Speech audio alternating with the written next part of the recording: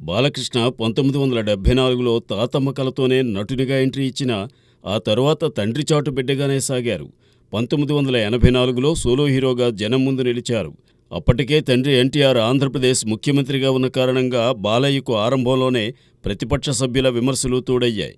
పైగా బాలయ్య హీరోగా నటించిన 3 చిత్రాలు వరుసగా ఫ్లాప్ అయ్యాయి. ఈ నేపథ్యంలో మంగమ్మ గారి మనవడు ప్రేక్షకుల ముందు నిలిచింది. తాతమ్మ కలలో బాలయ్యకు తాతమ్మగా నటించిన మహానటి భానుమతి రామకృష్ణ ఇందులో ఆయనకు నాన్నమ్మగా కనిపించారు. 1984 సెప్టెంబర్ 7న భానుమతి షష్ఠి పూర్తి కానుగ్గా చిత్రం విడుదలైంది.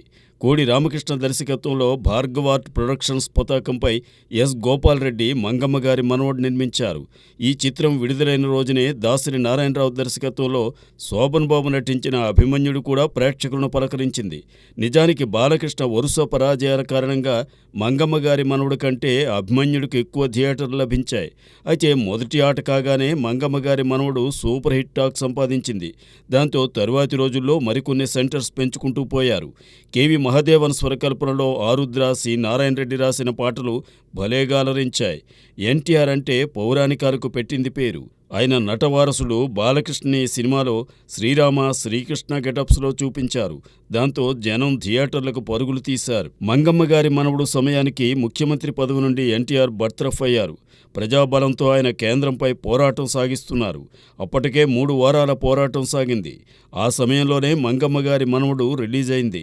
దాంతో అభిమానులు మరింతగా మంగమ్మ గారి మనవడు చిత్రాన్ని ఆదరించారు. ఈ సినిమా విడుదలైన 10 రోజులకే అంటే 1984 సెప్టెంబర్ 16న ఎన్టీఆర్ తిరిగి ముఖ్యమంత్రిగా ప్రమాణ స్వీకారం చేశారు. ఆ ప్రజా విజయంతో పాటు మంగమ్మ గారి మనవడు ఘన విజయం కూడా అభిమానులకు ఆనందం పంచింది. తమిళ చిత్రం మన్వాసనై రీమేక్గా రూపొందిన మంగమ్మ గారి మనవడు తెలుగులో కొన్ని మార్పులు చేర్పులు చేసుకుంది. ఈ సినిమా 28 కేంద్రాల్లో శతదినోత్సవం చూసింది. హైదరాబాద్ తారక రామాలో డైరెక్ట్ సిల్వర్ జూబ్లీ జరుపుకుంది. ఆపై హైదరాబాద్లో మొత్తం 565 రోజులు 3 ఆటలతో ప్రదర్శితమై ఈనాటికి హైదరాబాద్లో లాంగెస్ట్ రన్ చూసిన తెలుగు చిత్రంగా నిలిచే ఉంది. ఈ సినిమాలో బాలయ్యతో సుహాసిని జోడీ జనాన్ని పులకింపజేసింది. ఈ చిత్రం తరువాత భార్గవ ఆర్ట్ ప్రొడక్షన్స్ సంస్థ బాలకృష్ణతో ముద్దుల కృష్ణయ్య, మువ్వ గోపాలుడు, ముద్దుల మావయ్య, ముద్దుల మేనల్లుడు, మాతో పెట్టుకోకు వంటి చిత్రాలను నిర్మించింది. వీటిలో కొన్ని గోల్డెన్ జూబ్లీస్ చూడడం విశేషం.